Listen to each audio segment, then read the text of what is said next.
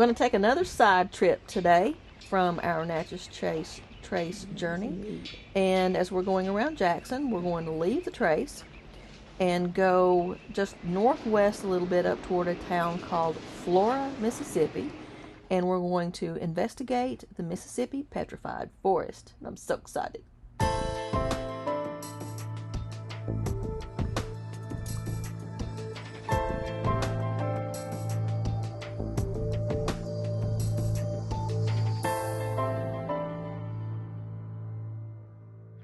It says this log weighs 1,685 pounds. Cut to show the growth rings. 500 years old. It was 1,000 years old when Columbus sailed. 1,000 years old when Columbus sailed. This is identified as a type of sequoia in California. This is not a petrified piece. No, we're just showing you this because we're going to see these. Here it says. So what is this one? It was a sequoia-like conifer. It's been 11 feet down. It feels like rock. Well, it is now, but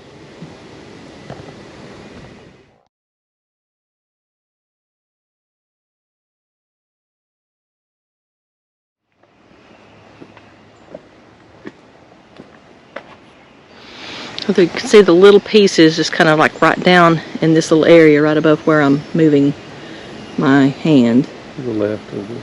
Yeah, to the left of the sign. Now these trees weren't native to this area. They said the research says they were brought here by a river from the north. And this was lowland. Landed in the lowlands, and that's how they became in this area to be petrified. So the logs were buried deep. Yeah.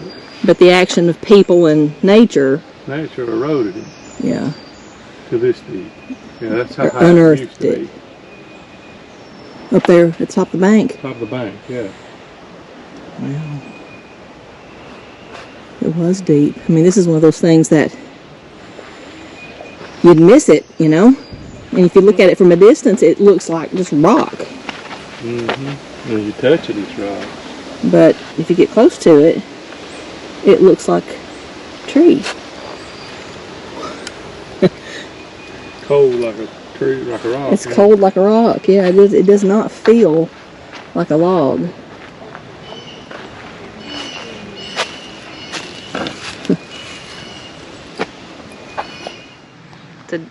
We're talking about how 25.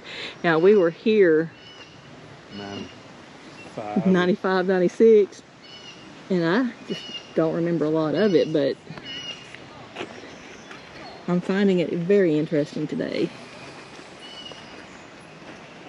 Well, there's pieces of it laying everywhere.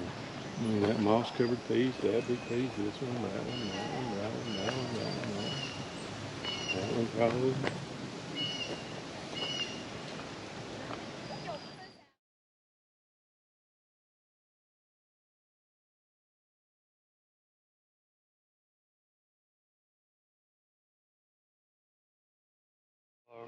Is evidence of his long, rough, watery journey as a driftwood tree.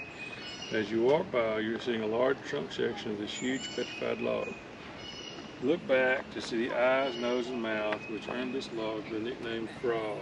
It has been calculated that this one piece of petrified log weighs 14,940 pounds. How many pounds? 14? 7.5 tons. Wow.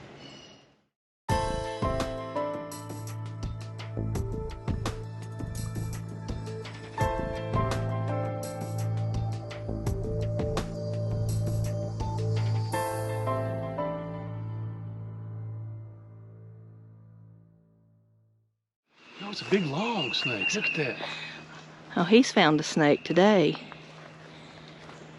It's up there crawling over that log. Ooh, it's a big one. You can see his head right over there. He's starting to move a little.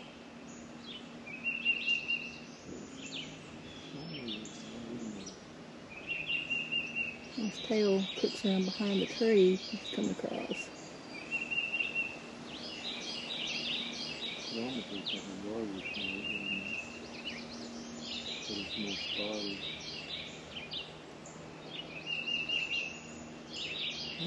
Sometimes that's nice.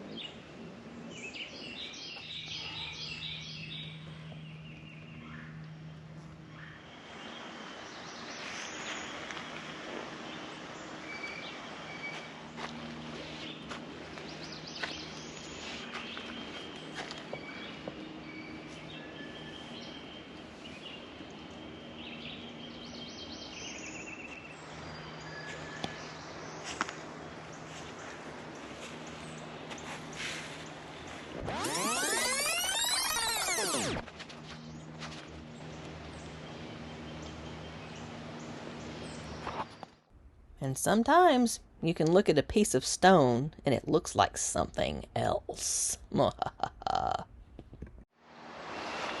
About 140 years ago, this land was 60 feet higher than today. Gullies and ravines were much shallower and narrower. In time, they grew deeper until farming on this land had to stop. The land was abandoned because it had become a badlands. When the nature trail was laid out about 40 years ago, visitors standing here looked up at a 40-foot cliff. Look up, yeah. As healing began, weeds and vines first, and then shrubs and trees appeared.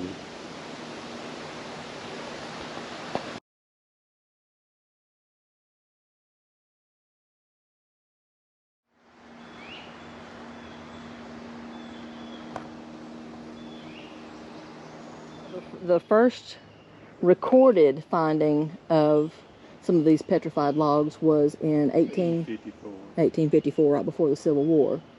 And then as time continued and this badland area eroded, more and more of the petrified logs became visible. It became a badlands. So you know how the badlands are in South Dakota, right? Badlands in South Dakota, yeah. So that's what this area looked like somewhere 140 years ago, Civil War time frame. This because it eroded so badly.